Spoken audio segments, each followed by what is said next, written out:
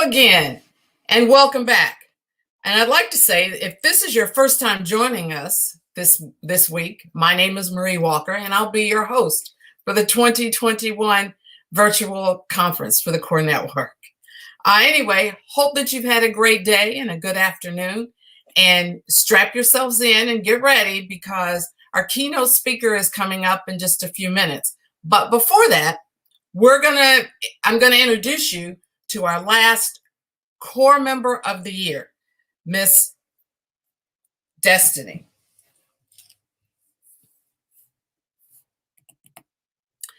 Destiny Lewis was new to conservation when she joined Power Corps as an AmeriCorps member in 2018. Yet it only took her a few months to embrace her Corps experience and blossom into an environmental activist and the leader that she has become today. In her first year of service with Power Corps, Destiny served as a fellow with the Clean Water Fund and the Tacony Frankfurt Watershed. She also participated in the first iteration of Ladies First, Power Corps' affinity and support group for women-identified Corps members. During her second year of service, Destiny served as an assistant crew leader and led her crew through an effective season while facing COVID-19.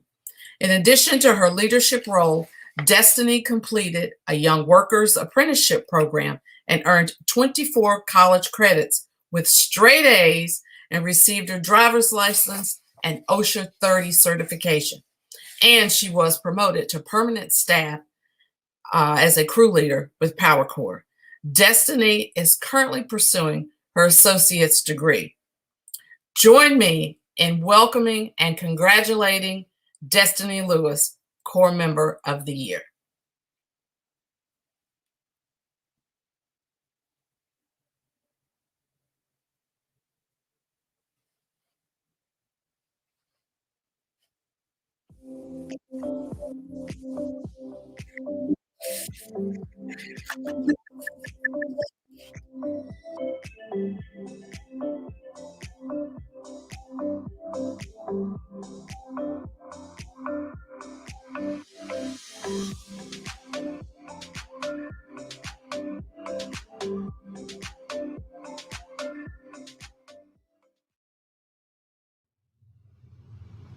I'll always remember the first thing I heard when I first joined an AmeriCorps program called Power Corps PHL.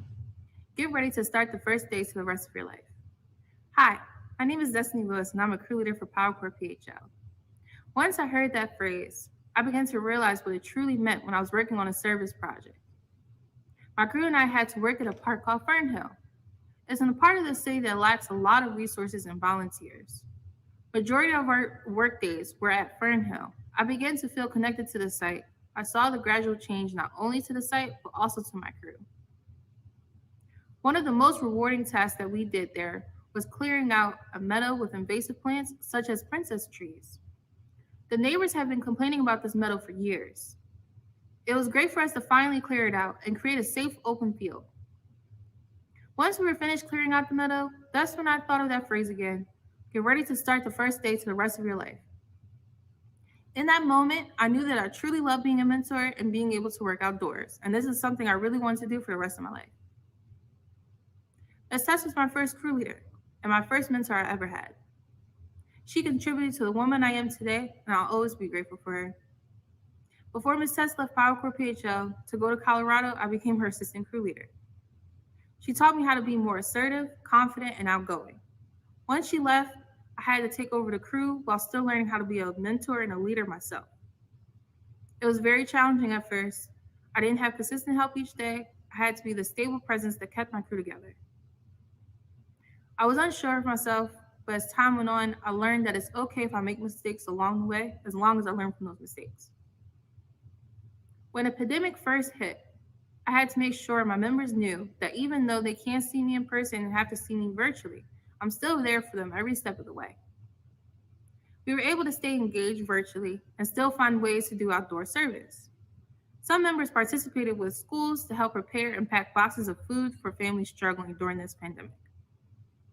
I was able to make it to the finish line with all my members through all the challenges we faced together. Once I was able to show my true potential, after my term as assistant crew leader, I was offered an apprenticeship with Power Corps through 1199C. I was given the opportunity to take college classes while still being able to lead my own team as a site supervisor with Power Corps. I never thought I would be able to go to college, especially for free.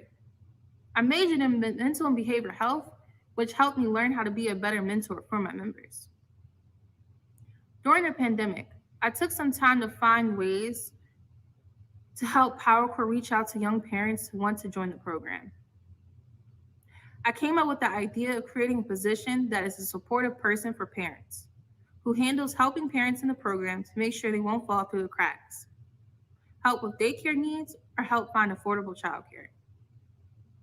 I was also trying to think of ways we could build a connection with a nonprofit called Making Better Families for America.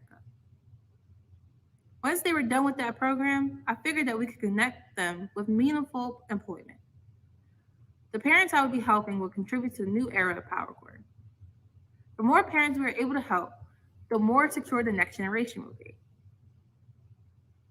Lastly, I wanted to thank the Corps Network for giving me this opportunity to be Corps Member of the Year, Pedro Soto for being a great mentor to me in this new position that I have in Power Corps, my parents, my grandmother, my sister, and my son for helping me become a better person and helping me be where I am today. Power Corps for not only nominating me to receive this award, but also taking a chance on me and being there to support me every step of the way. I'm extremely grateful for everybody. Thank you.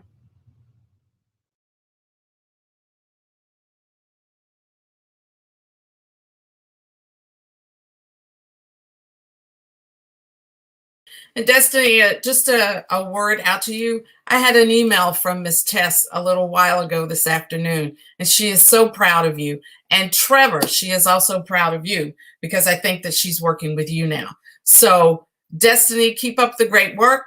I think yesterday you came up with a new hashtag called hashtag Don't Be Afraid of the Dirt. We'll keep that going on your behalf. Next, it is my privilege. I don't know how we're gonna do this.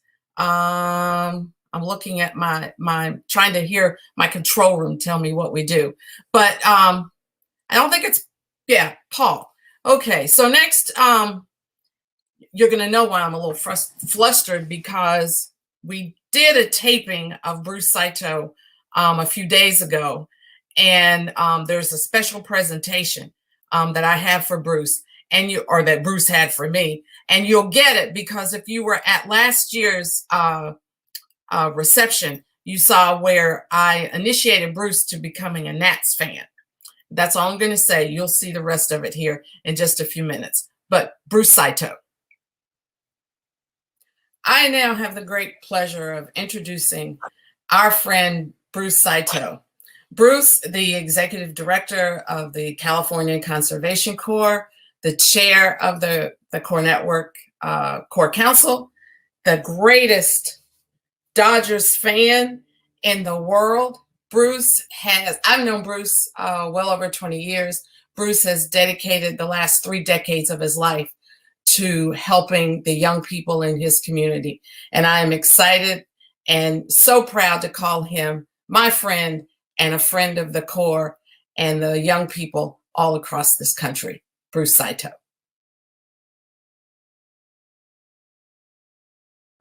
Good afternoon. As Marie said, my name is Bruce Saito, Director of the California Conservation Corps, Corps Council Chair, and Corps Network Board Member. And my role today is to help Marie introduce our next speaker and for the conference, Paul Schmitz, to close out this year's convening. For the last few national conferences, many of you may remember me carrying on and on about why I think a unified Corps network voice is so critical to our mission. I've always preached that in order to sustain the Corps movement, we should be more supportive and work more collaboratively together. A colleague reminded me recently, a trained and experienced organizer, that we can never assume that a community knew the history and the reasons why issues like a viable Corps existed, let alone where it came from. I hope my comments will help you all of you to make the connection and how we understand how it is to walk with a purpose. The Corps Network, or back then the National Association of Service and Conservation Corps, NASC, was created more than 30 years ago as a mechanism or vehicle to bring together aspiring, struggling, and thriving conservation and service corps. We really emphasize sharing best practices as well as learning from mistakes made. We knew that there was not only strength in numbers, but strength in solidarity. Coalitions that represented diverse geographic regions and diversity in gender, political alliances, socioeconomic, and BIPOC communities. All of this was done with an emphasis on the development of our nation's greatest asset, the young people of this great country. More than 30 years ago, after the conception of this novel Corps network idea, 130 Corps members, 130 conservation and service conservation corps, and more than 25,000 young people are still serving their communities, protecting and enhancing natural resources and addressing critical climate issues. This is our movement. This is our moment. It is more important than ever that we band together, voice our differences, and share our successes. We should build on our many years of experience and walk together with a purpose. I have known and worked with Paul Schmitz for over 30 years. He is a person with great vision and passion for his body of work. I got to first know Paul when he came to promote a service project and program they wanted to introduce to Los Angeles. He did not ask for permission and did not tell me or the community I represented what he was going to do for us, but rather he wanted to know what the strengths and challenges our community faced. What were the roadblocks and impediments to becoming a healthier and more inclusive community? This organizational approach and deep dive into coalition building brought public allies to Los Angeles, where it still is thriving today. Paul has and will always be a strong and consistent voice for service. For this, we all are grateful. Corps Network and friends, let me turn this back to Marie so she can do the formal introduction for Paul. Thank you, Bruce. I think that someone gave a shout out to Bruce saying that he was the original Corps OG. I'll let you guys figure out what that means. But to Paul, there's not a lot more that I could say about Paul Schmitz. I know that Paul, I met him through being on the board of the Corps Network, and he has definitely been an asset to the Corps Network, to our organization, and to Corps in general. So I don't want to take anything else away. I think Bruce has said it all about Paul. And so now for our closing keynote, Mr. Paul Schmitz. Hello, everybody. It's great to be with you all, even virtually. Thank you, Marie and Bruce. I remember the first time I went to meet Bruce in Los Angeles. I also loved 2 years ago when we got to visit with him in California as part of our tour of Corps as board members. Congratulations, Destiny, the other Corps Member of the Year award winners. Always such an inspiration, and great to have Khalif Jones and Angela Noah, former Corps Members of the Year, just join our National Board of Directors of the Corps Network. And thanks always to Mary Ellen for her leadership and for all of you and all the work that you do. I am completely, have always been a big fan of the Corps. When I started Public Eyes Milwaukee in 1993, the Milwaukee Community Service Corps was instrumental in us being able to get started. And as I worked to spread Public Eyes across the country and help it grow, Corps were a key partner of ours in many communities. And so been a huge fan for a long time. And it's a real privilege and honor to serve on the board of the Corps Network and to still be part of this organization and process. I'm going to today talk about leadership and share some of the work that I've been doing. Let me open my slides. Great. And let's go to here. So what I'd like to start by talking about is just what it's meant to lead in this environment. We've had a year, and we just passed the year anniversary of just an insane period. And for all of us, it's been such a difficult time in so many ways. We've had Of course, the COVID crisis, and at times seeing the counts go out of control, the testing, now we're in the vaccine mode, and hopefully most of us will be vaccinated soon and our country can get back to some new form of normal. But it's been a long road to get there. We've had kids studying at home and trying to learn what it means to do homework at home and going kind of crazy, trying to figure out and missing so much of the social and other aspects of school. We've had food lines like we've never seen before, and at one point up to 30 million unemployed and still over 10 million who've been out of work. We've had a movement for Black lives that's both inspired the nation and also asked us to confront some of our history and present that we have long too far avoided. We had the forest fires that we had last fall in Colorado and California and other environmental crises around the country that happened during this year. And then we had the things that just let us know that we're in a crazy period. We have murder hornets, human-sized bats. At one point, they told us an asteroid was coming. And it was kind of like, what else can they tell us? Then, of course, we had the election and the insurrection, and it's been a lot. It's been really emotionally taxing for so many of us.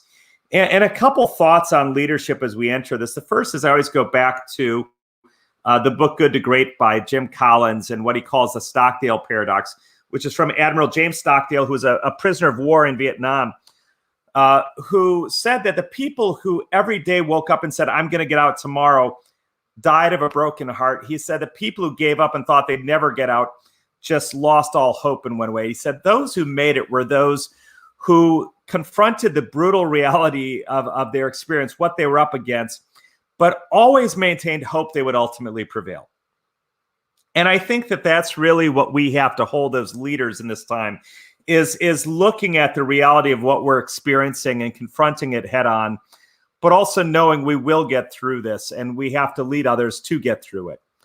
The other thing that as I've been working with organizations around the country for the last year on this is there's kind of 8 principles I found that have really helped to thinking about leading at this time, and especially when we're leading with teams of young people and staff and everyone else's. The first, it's okay to not be okay, that we have to create more space than ever for vulnerability, for people to be able to share the challenges that they're experiencing, and for that to be just recognized that it's okay. One of the maybe benefits of this all is it's destigmatized mental health issues in a way that's been needed for a long time. We have to lean into empathy at home and at work. I'm in a home where I've got 4 students studying at home, and my wife's working from home, and I'm working from home, and you know it's crazy. And people are in all different kinds of moods, and we're around each other every day, and people don't have their normal outlets. And then we go in the work environment and people are balancing and managing so much. And so really as leaders, we have to really step into empathy and really be present for how are people doing and how can we adjust and be supportive colleagues and friends and family members and really lean into the skills of empathy. The third is self-care, which is, when you get on a plane, they say before you put the oxygen mask on somebody else, make sure to put on your own. And it's that knowledge that we have to also, as leaders, make sure that we're creating space for ourselves, whether it's exercise or meditation or long walks or long showers or binge watching garbage TV, whatever it is that gives us space to decompress and find our center. It's important that we do that and make time for that because especially in this environment, it's important that we have that. Having a plan if we or our family members get sick, thankfully that's becoming less and less common now, but it's still happening. And I have colleagues who've and clients who've all of a sudden had to cancel a lot of stuff and figure things out. And it still can happen, and we should be prepared if it does. It's okay if you're off strategy. That for a lot of us, we probably entered before March of last year, had outcomes and strategies, and we were incrementally working our way towards them, and everything kind of blew up. And the reality is that for a lot of us, we've had to shift what we're doing. I've seen organizations here, and I live in Milwaukee, Wisconsin, that youth development organizations all of a sudden run feeding programs, and groups take on, a former convent turned into a convalescent center for homeless people with COVID. I've seen so many organizations have to shift what they do and not necessarily stick on strategy, but do what's needed. And that's because we have to address the special needs of vulnerable populations.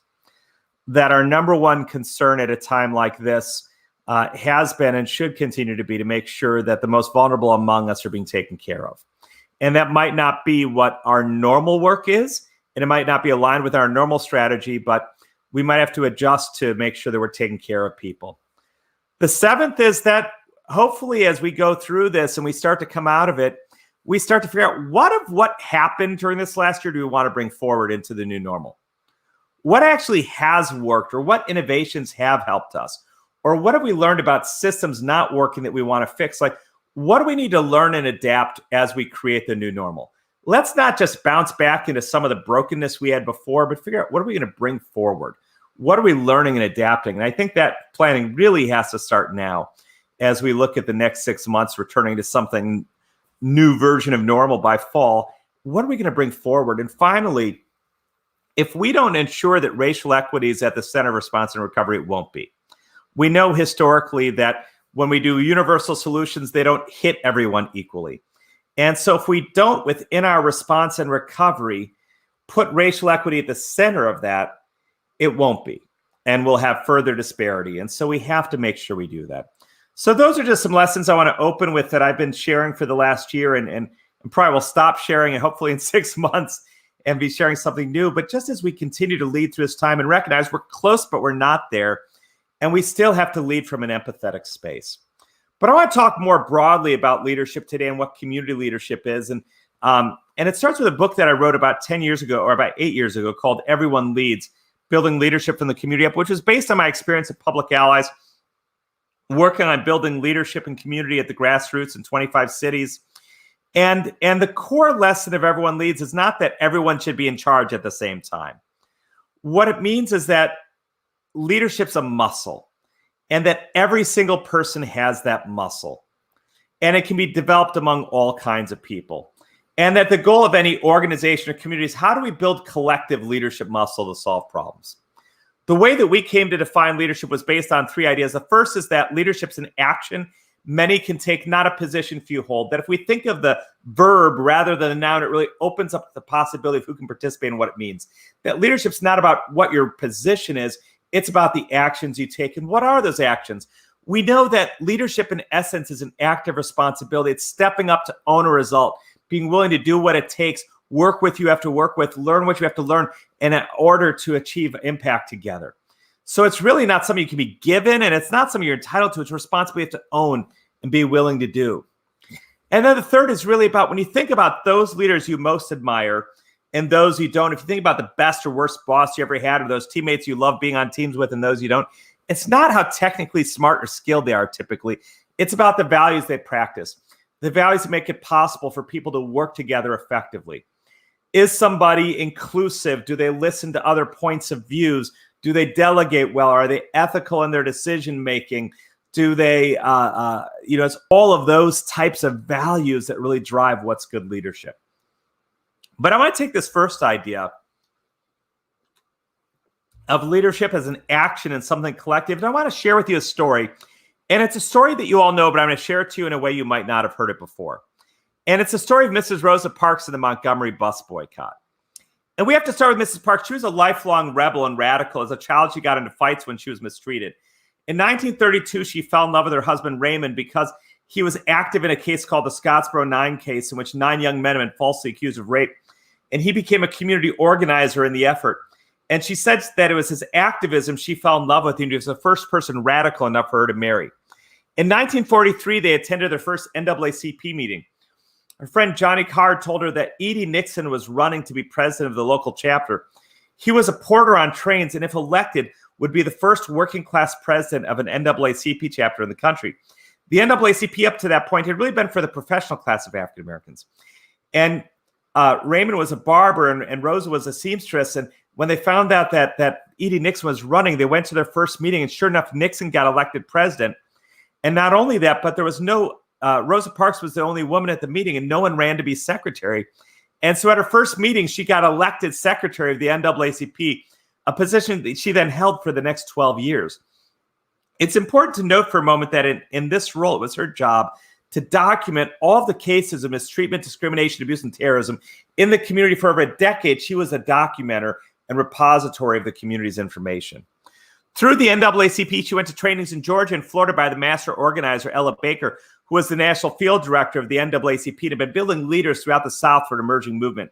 And she became an important mentor of Rosa Parks and, among other things, encouraged her to create a youth council in Montgomery, which she did, in which she worked with young people on how to stand up to segregation in their community.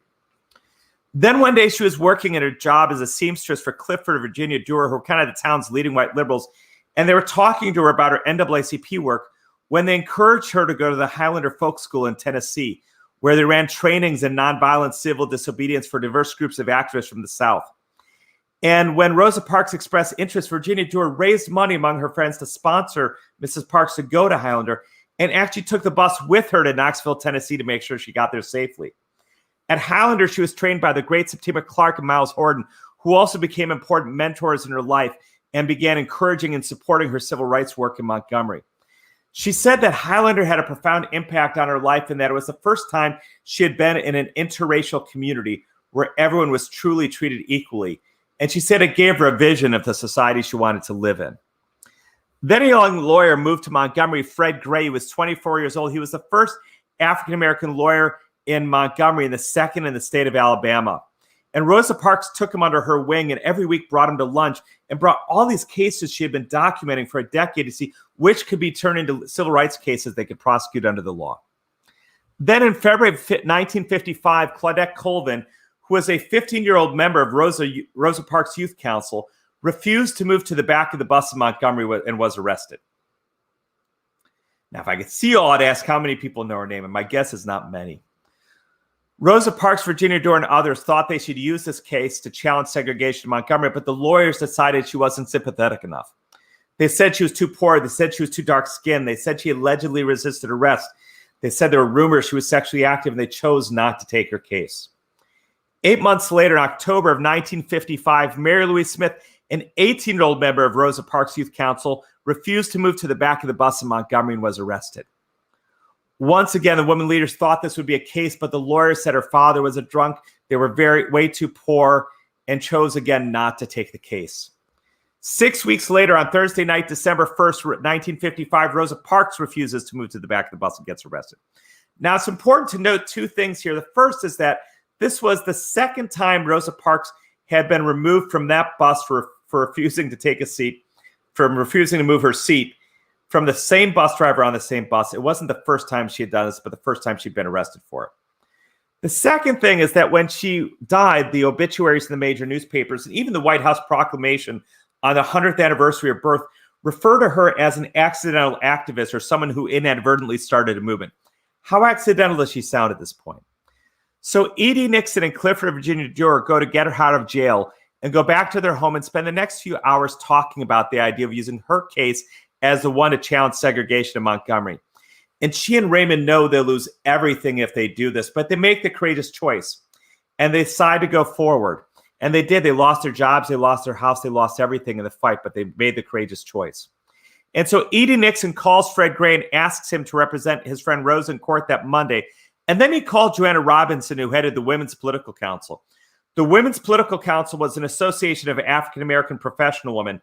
And for 2 years, they've been urging the male-dominated NAACP to organize a bus boycott. So again, this is Thursday night. Edie Nixon tells her, we're going to do a bus boycott Monday. Can you get the word out? And Joanna is an English professor at Alabama State University, a historically black college, but a state institution. And she goes and overnight prints 35,000 flyers. Now, if I asked any of you to get me 35,000 flyers by tomorrow morning, with the technology we have today, you would freak out and not understand how to do it. This is 1955 technology. Not great graphic design, mind you, but it's unbelievable what they were able to do. And that morning, all the women from the council met her and they took all these flyers and they fanned every bus stop in Montgomery with these flyers announcing the boycott. Joanna made another 17,000 flyers on Friday so that by the Friday rush hour, they could hand out another 17,000 flyers to people announcing the boycott. And then, and this is absolutely true in how it happened, Edie Nixon called Reverend Ralph Abernathy at Holt Street Baptist Church and asked him if he could convene a meeting of all the pastors so that on Sunday, from the pulpit, they would all call for the boycott. And Abernathy said, and this is absolutely true, I've got a better idea. there's this young new pastor in town and no one knows him. Let's do the meeting at his church because if he gets run out of town, no one will notice. And that is literally how 26-year-old Martin Luther King was drafted into the civil rights movement. They met at Dexter Avenue Baptist Church that Friday afternoon. They were all impressed by him. It was the first time they met him. He'd only been in town a few months, but they all agreed to call for the boycott. One white pastor attended that meeting, Robert Grates, who recently passed away. His home was bombed a few weeks after he had attended the meeting. He happened to be Rosa Parks' pastor. That Monday, no one rode the buses. Everyone walked to school, to work, everywhere. And that night, they had a mass meeting at Holt Street Baptist Church. Over 5,000 people showed up. And they asked the community to vote if they wanted to continue the boycott. And the community voted unanimously to do so. And they decided that night to create an organization to manage the boycott, and the Montgomery Improvement Association was born. And Rufus Lewis was a business owner. He was college educated. He had been the winning football coach at Alabama State University, and he was a rival to E.D. Nixon. He had lost several elections to Nixon to run the NAACP, and he didn't like the idea that he, a college-educated business owner, was losing to an unlearned reporter on trains, and he didn't want Nixon to run this new organization. So he hashes a plan with Joanne Robinson and others and goes before the audience that night and says, we're too divided as a community. We have too many factions. If we're going to hold together to do this boycott, we need someone completely neutral to lead us. And with hopes of pulling strings behind the scenes, because he's a deacon at Dexter Avenue Baptist Church, he calls on his young new pastor, Dr. Martin Luther King, to be that neutral leader, which is how King that night becomes head of the MIA. King then calls his father, who's the most prominent pastor in Atlanta at the time, who connected him to a pastor in Baton Rouge where there had been a bus boycott. This wasn't the first.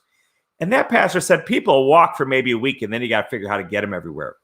So King appointed Lewis transportation chair, and Lewis organized a 350-car carpool and established stops throughout the city to drive people to school, work, shopping, and church for 12 months. To raise money for this, two women, Inez Ricks and Georgia Gilmore, created competing clubs of women who made and sold food every week, and every Monday competed to see who brought the most money to the mass meeting, which went to all the drivers for all the gas costs and all the tickets police kept giving them. Then Ella Baker took Rosa Parks on a tour of the North to raise money from NAACP donors. The Hordens and the Doors hit up the Highlander community to support Montgomery. And then Bayard Rustin came to town. E.D. Nixon was a member of the Brotherhood of Sleeping Car Porters Union, which was the largest African-American union. And its leader, A. Philip Randolph, was really dean of civil rights leadership in the first half of the 20th century. And his master organizer and strategist was Bayard Rustin, but Rustin was controversial. He had been the campus organizer for the Communist Party of America in the 1920s and 30s. And of course, we're now in the McCarthy era 50s. He had then gone to India, became a follower of Gandhi, sat out World War II in jail as a pacifist and conscientious objector to violence. And he was an openly gay black man in 1955 New York. They called him Brother Outsider. But he was a genius strategist of the movement. So Randolph sends Rustin down to Montgomery, and he meets with Nixon, and Nixon tells him about this young new pastor, and they go to Dr. King's home. And Dr. King has a man on his front porch with a shotgun, a man on his roof with a shotgun, and Dr. King's carrying a sidearm. Up to that point, the marchers carried weapons to protect themselves against the white supremacists. And Rustin sits down with King and Nixon and talks about the idea of using this movement to practice a Gandhian nonviolent civil disobedience campaign.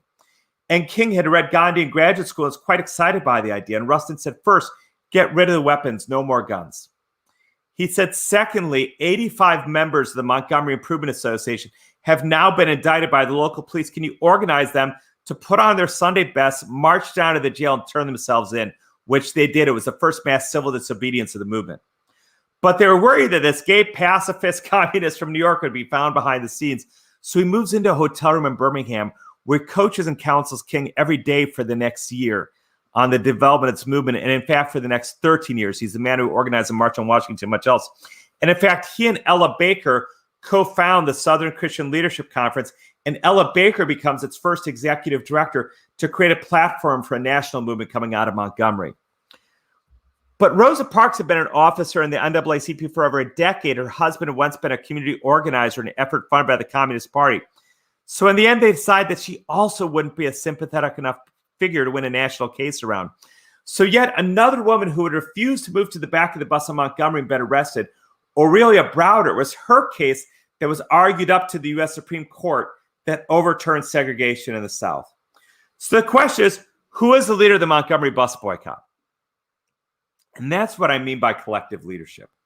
How do you create a table where lots of people with different skills and experience and networks can all contribute to the ultimate result? They can all take responsibility to take their steps and to own their piece of the work to move the ultimate outcome we're seeking. And that's what I mean by everyone leads. That's what I mean by collective leadership and leadership in action. It doesn't in any way diminish the genius of Dr. King or the immense courage of Rosa Parks to recognize that their leadership story is part of a broader leadership story. When they told the story, they told the broader story. But it's important for us to think about leadership not as this thing that's about an individual or a hero, but to think of something that's collective when we work together to make things happen in our communities.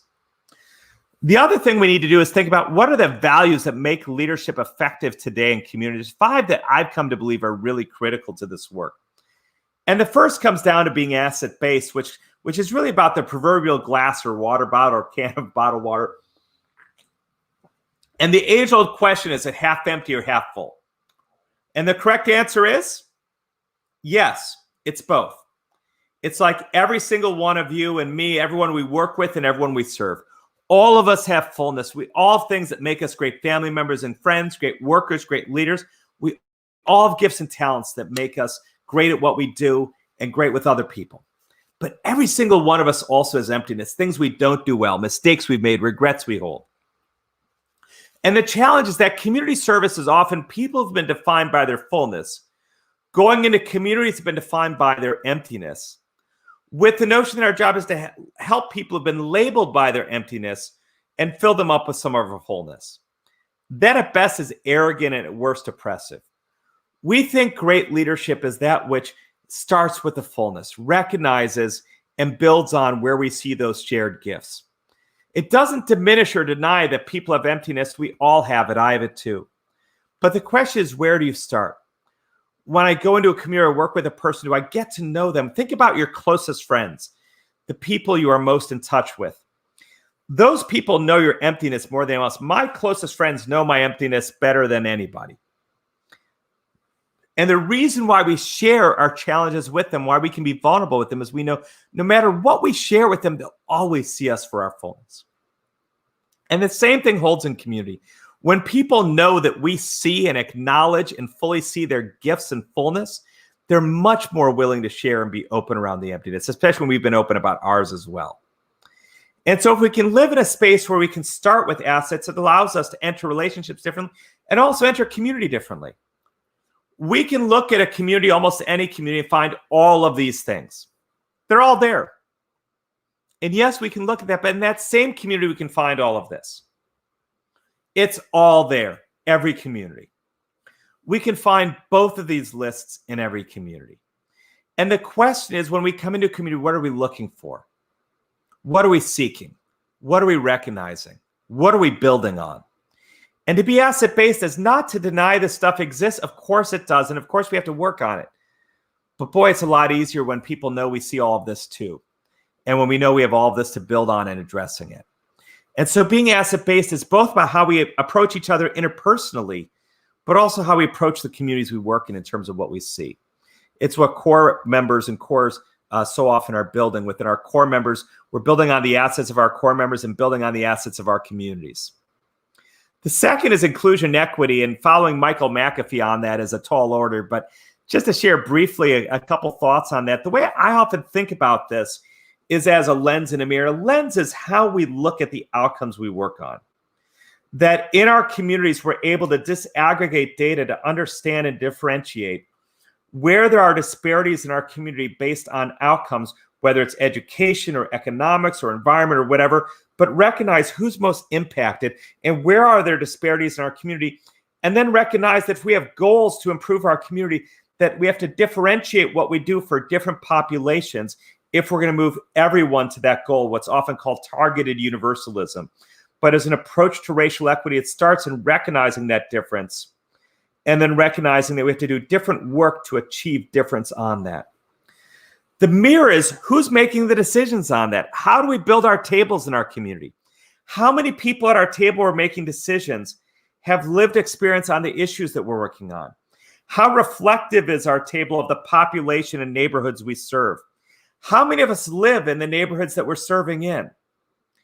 And to have an equitable table, it doesn't mean that we're all from the neighborhood, all of those, but how much does our mix of people really reflect and represent the community we're serving and bring those perspectives? Because if we want to have the best information about the community we're serving, the people and the issues they face, if we're all on the outside, we're not going to have the best information to make those decisions.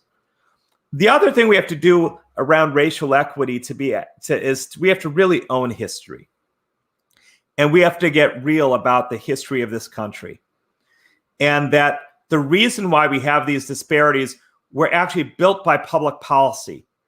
Initially with stolen land and public policy that excluded groups, whether the Chinese Exclusion Act in the 19th century or whether it was the multiple ways through the New Deal and since that we resisted and rejected whole populations that we prevented from getting assets that others got to build a middle class in this country. And if we don't wrestle with that past and with our history, we can't move forward. And I love that quote by James Baldwin, which I think for all of us who are concerned about racial equity have to own, is that the road forward also pulls us backward. That we have to reconcile our past and acknowledge that to move forward. And recognize when we're trying to address racial equities and our outcomes, that we have to acknowledge where those came from. The third is around collaboration, which is all about trust. And you all build teams, so you know this deeply. That trust comes from building relationships. It comes from recognizing and knowing each other's assets because we're going to deal with each other's emptiness. We better get to know each other's fullness well if we're going to deal with each other's emptiness. But it's a recognition that there's two kinds of conflict. There's the conflict that happens in a room where we can give each other constructive feedback, hold each other accountable, debate ideas, deliberate over ideas. That's constructive conflict. That produces innovation, learning, excellence. Then there's a conflict that happens in the parking lot after we bitch about everyone in the meeting and what happened. And that produces nothing of value. And the question is, how do you bring the parking lot decisions into the room? And it's all about the trust. Again, it starts with, how do we believe, do we see each other's assets? Do we all recognize each other's gifts and contributions? And do we all feel noticed and recognized for what we bring? So that when people are giving us feedback, we know they still see our fullness. Do we have transparent processes that are fair and where people can feel heard and feel that they're treated equally? Do we have processes that actually recognize that trust is something that doesn't just happen as we build? Do we do things to actually build trust in a group?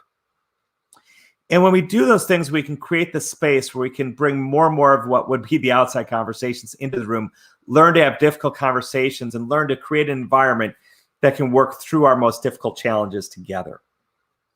The fourth is continuous learning. And about 15 years ago, the Echoing Green Foundation in New York asked me to come and speak to their social entrepreneurs who were people who are starting new nonprofits around the world about how I built Public Allies. And I started writing this speech about all the things we did at Public Allies, and then realized that wouldn't really be that helpful. So I created a different presentation called The Worst Practices of Social Entrepreneurship. And I cataloged the 10 biggest mistakes I or my organization made during our first decade that I do over if I could. And before sharing this publicly, I thought I should share it with our staff. And so I brought it to a staff meeting, and it was kind of scary because the first slide of the deck was called Things I Suck At. And it had this list on it. And it was kind of scary to share this list, but the reason why I put this first in the presentation was I realized if I had been more self-aware of my own emptiness, of what I didn't bring early on, I would have hired better, I would have delegated better, I would have collaborated better, I'd been less defensive, I would have sought help and tools, that it would have helped me be a better leader. And that by not being aware of these things and trying to cover for them got me into a lot of trouble over my early years. But putting this list in front of my employees was really scary. And then something happened. Everyone started nodding. And the reason why is because the things you suck at aren't a secret. If you're not a detail person, everyone knows it. If you are always late, everyone knows it. If you say nothing in a meeting and everything in the parking lot afterward, everyone knows you're doing it. You have a choice as a leader. You can own these things, which creates the possibility that people can talk about them with you, or you don't own these things and people will talk about them without you. Why are we in the parking lot after the meeting complaining about Tom? The reason is because we don't believe Tom is conscious enough of what he's doing that we can give him that feedback. But if Tom says, listen, I have a tendency to talk too much and dominate meetings, he could just save us hours of work outside the meeting talking about it. Because then maybe in the meeting we'd say, Tom, you're doing too much. And he might be defensive at first, but because we know he has that self-awareness, it's a conversation. And again, if we're confident in what we bring and have humility about what we don't, that's the magic of leadership. That's the sweet spot.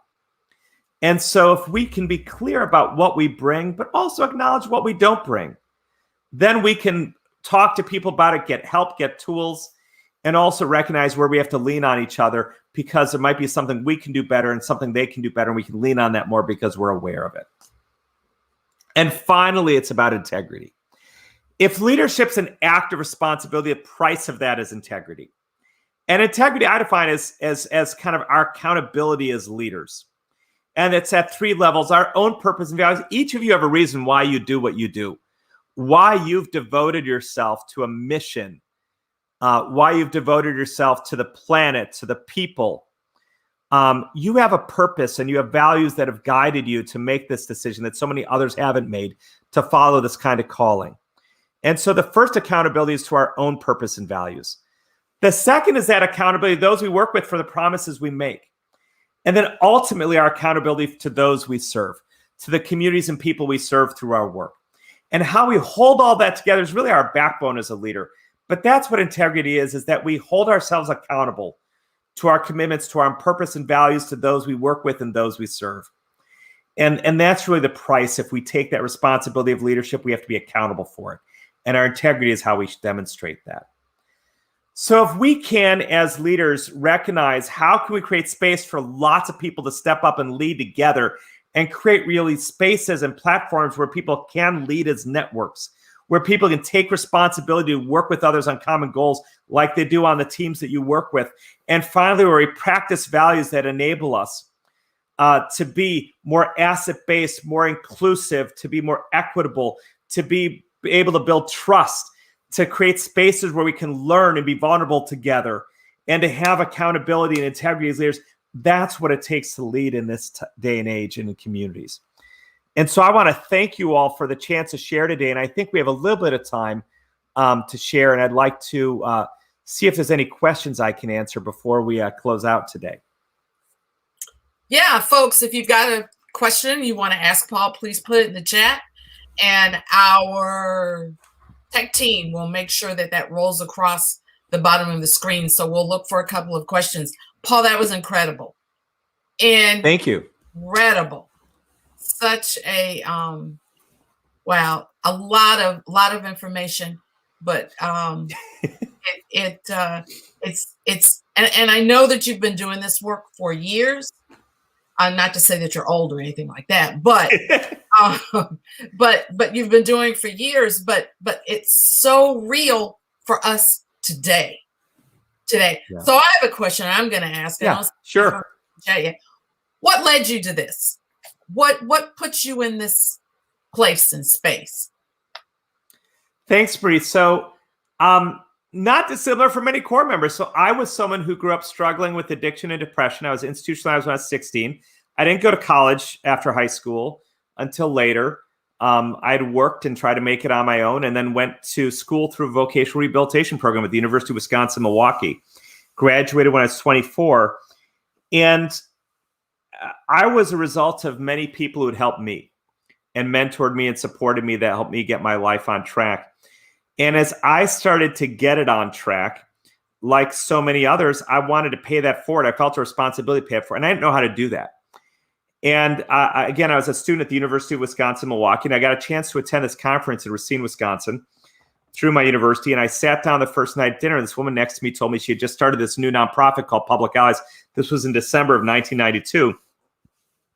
And Public Allies was 3 months old at the time, and she said that they were trying to find young people who are passionate about making a difference and help them begin careers working for community and social change. And I said, that's exactly what I want to do. How can I do that? And she said, why don't you start one in Milwaukee? And with all the experience I had as a telemarketer, an insurance agency, and a gardener, I decided to start an organization. And let's just say a lot of ups and downs in the journey, but that's how it started.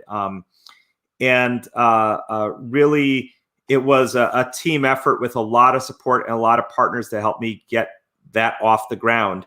And eventually, within a few years, become the CEO of the organization. But my start was like many core members. I was someone who struggled and was fortunate that I was able to be connected to people and services that helped me turn that around and then pay that forward in ways that I was able to contribute to others. And so that's why I've always been so passionate in the idea of Everyone Leads, because it's my own story, it's my own experience, and the experience of so many young people I work with at Public Allies, where many of our young people, like core members, vast majority of our young people are young people of color, vast majority of our young people are opportunity youth. And so got to see so often that opportunity really realized. Great, great. So by the way, I do want to send a shout out to Destiny and Trevor, Victor, and Stephanie. They will be receiving a copy of your book. Oh, great.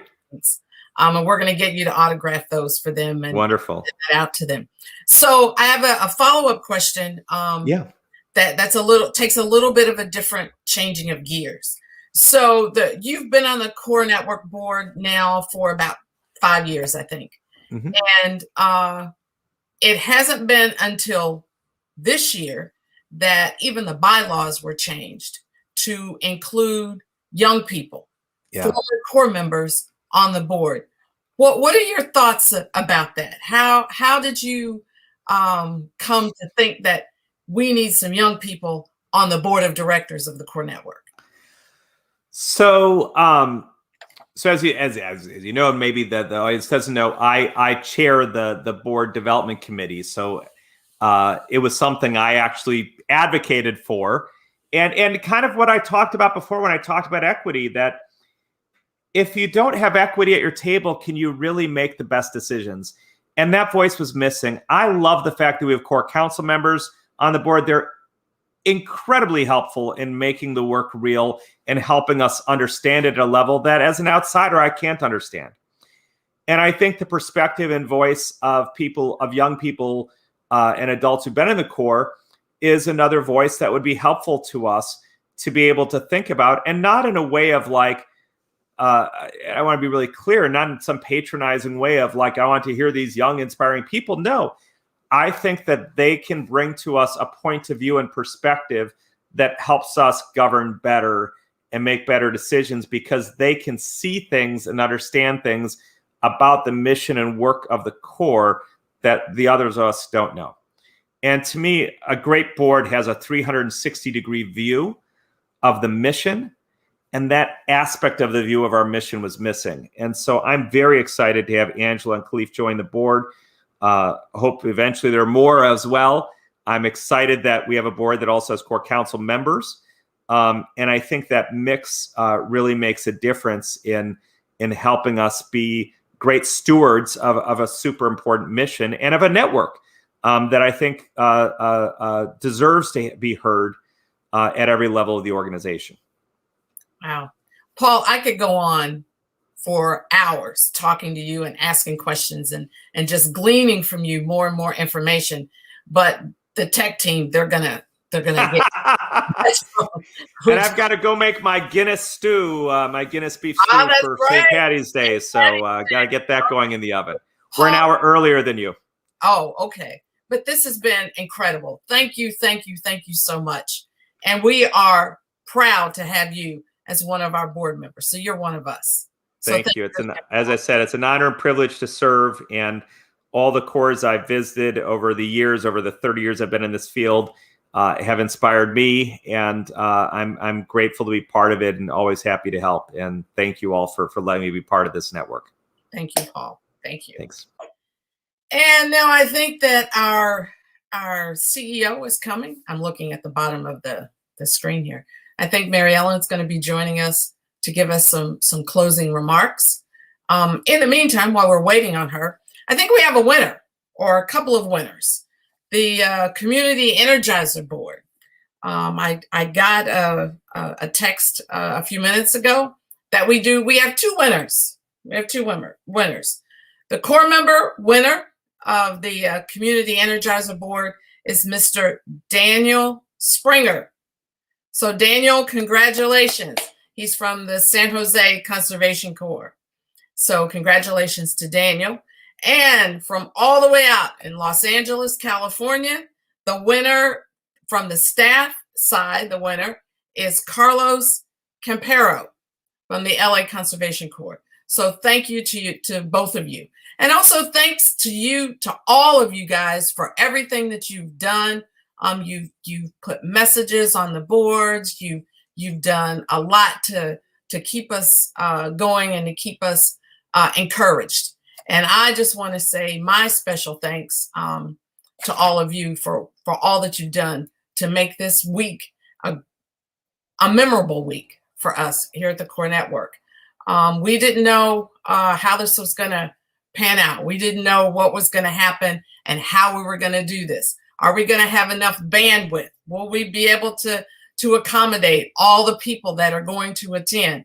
And I think all systems were go on Monday morning, and we've done a great job. So congratulations to the staff.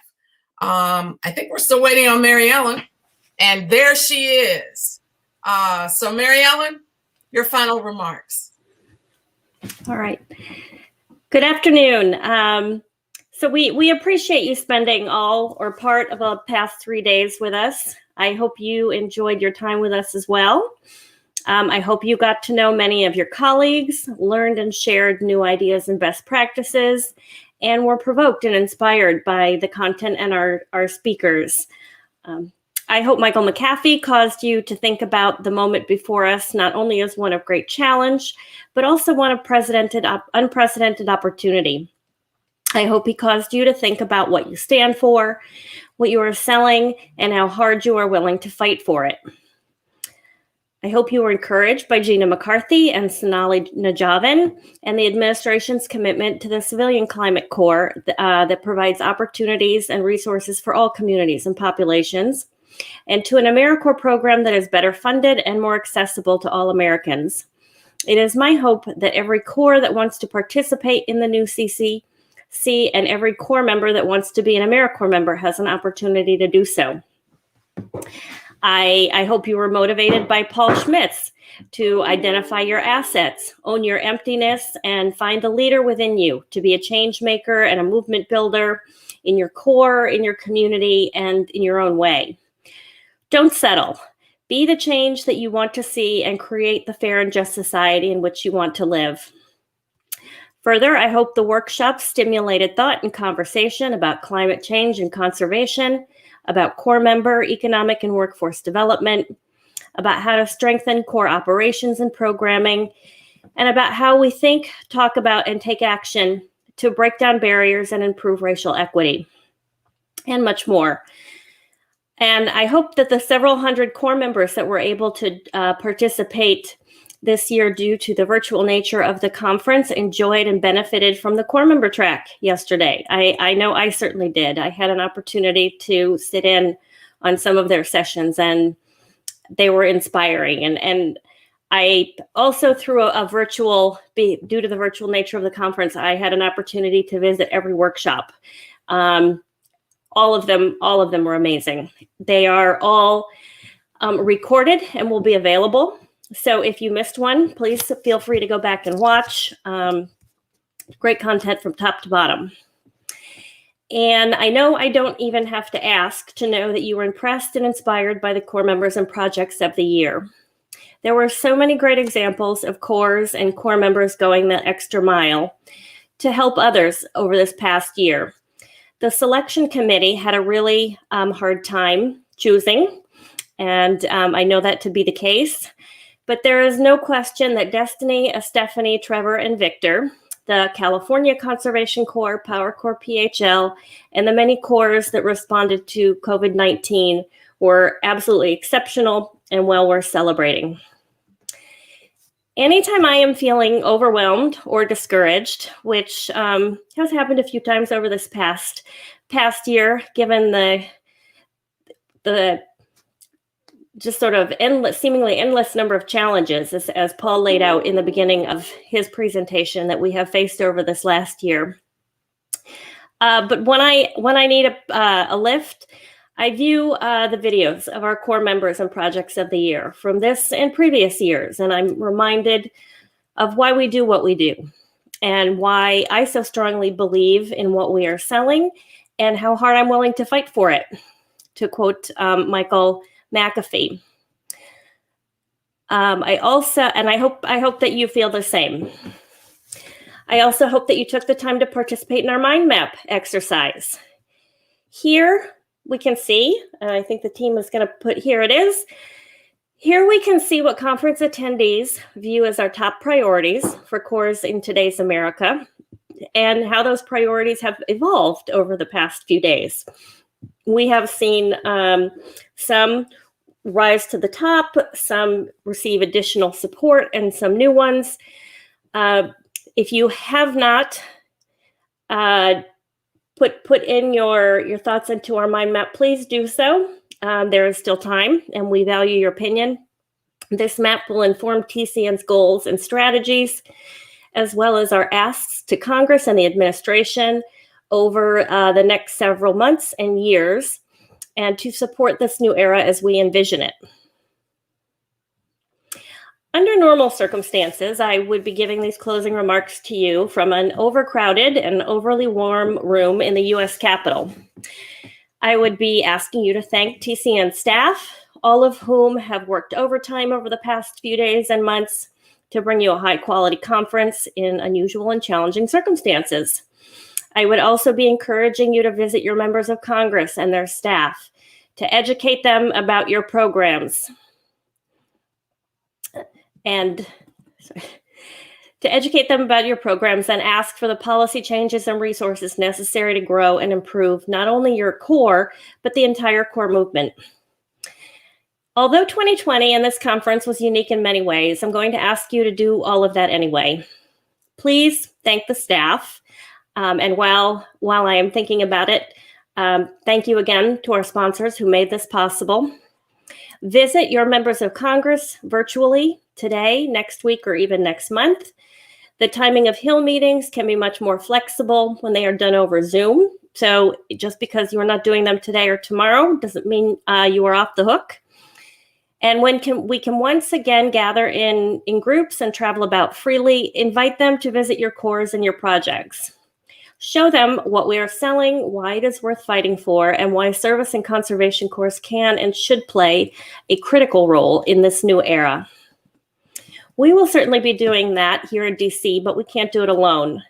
You are all change makers and movement builders in your own communities and in your own way, and we need your help. We look forward to working with each and every one of you over the coming months to ensure that the new CCC is built on we know what works, the existing infrastructure of service and conservation cores, and the great work that you are already doing. Once again, thank you for joining us, for your commitment to and support for cores in today's AmeriCorps. Thank you.